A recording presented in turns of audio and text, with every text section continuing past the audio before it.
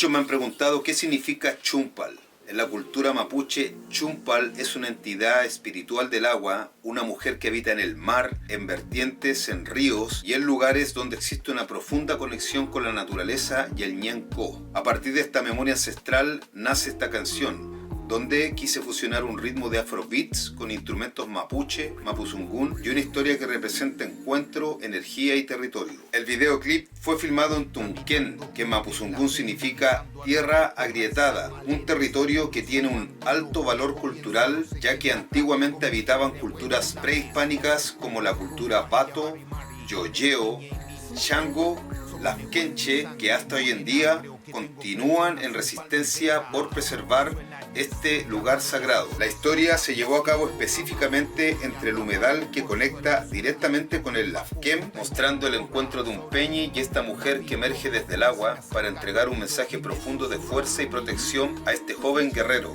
para que así continúe con su lucha a través del canto, la memoria y la resistencia del territorio. Más que una canción, Chumpal representa memoria, identidad, territorio y una visión espiritual ancestral que sigue viva en nuestra cultura. El videoclip y la canción ya están disponibles en YouTube y Spotify. Dale play, guarda la canción, comparte y deja tu comentario si el videoclip resuena contigo.